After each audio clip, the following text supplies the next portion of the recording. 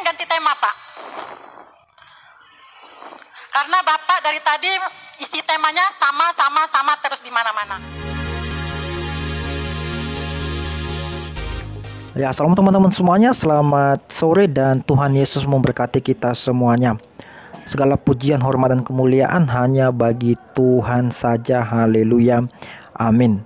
Nah, teman-teman semuanya, marilah kita melihat sebuah tayangan yang saya berikan kepada saudara, ya, di mana di dalam tayangan tersebut ada seorang ustadz yang lagi ceramah dan tiba-tiba ada jemaah dari belakang berteriak kepada Pak Ustadz, "Pak Ustadz, tolong dong temanya diganti.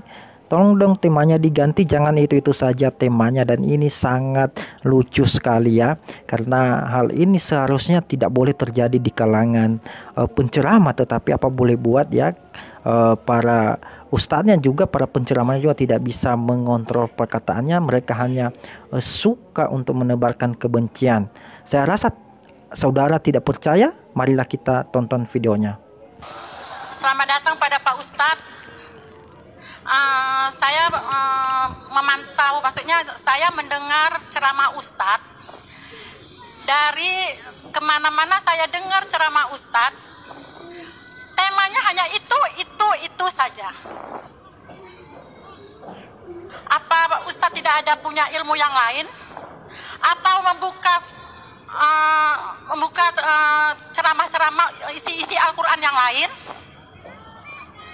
Satu lagi, tadi Bapak Ustadz bertanya, apa kita mau ganti tema? Saya kepingin ganti tema, Pak. Karena Bapak dari tadi isi temanya sama terus di mana-mana. Terus saya bertanya, saya mendengar bahasa cebong. Saya bukan panas, Pak. Saya tidak panas. Cuman kita orang Islam, cebong itu binatang. Cebong itu binatang, Pak. Kita persilakan, sudah ada lagi, tidak selesai? Belum selesai, Pak. Bapak terlalu isinya hanya menjatuhkan pemerintah.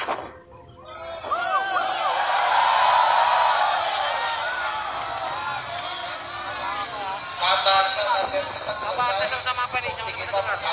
Suka atau tidak suka, senang atau tidak senang, itu presiden kita, Pak.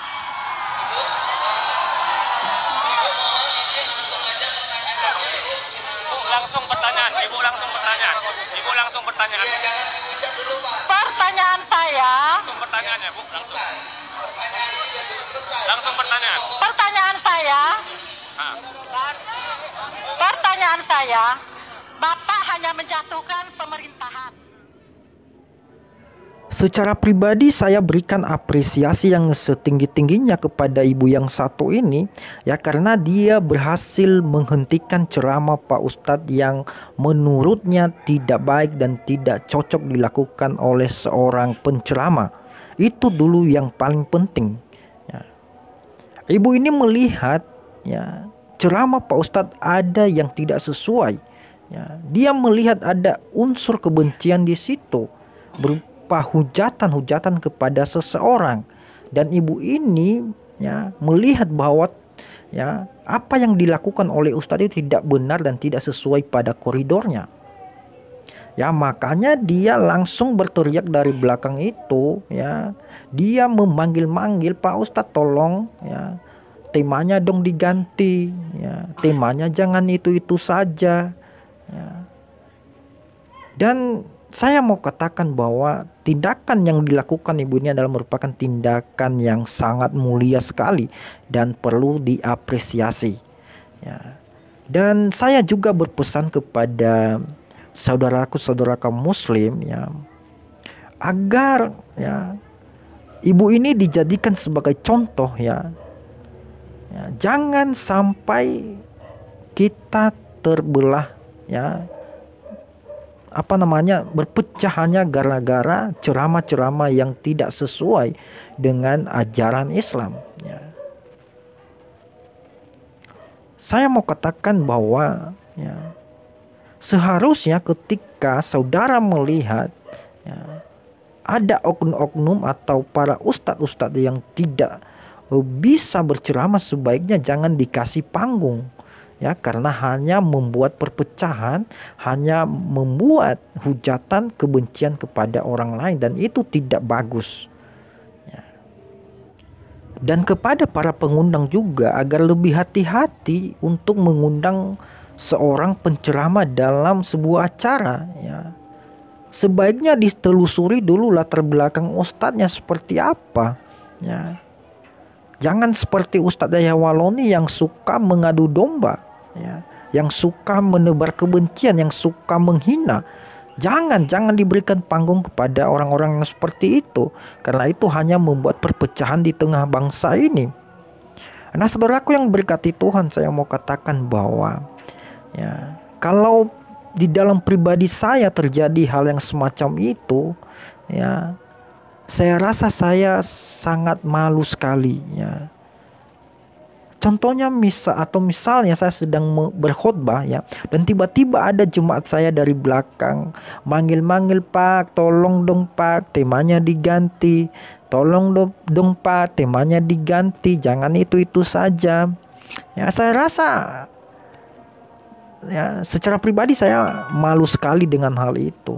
Dan saya mau katakan bahwa seharusnya ya peristiwa-peristiwa semacam itu tidak boleh terjadi di kalangan penceramah atau di kalangan pengkhotbah, ya. Karena itu tidak baik. Ya, tetapi apa boleh buat, ya.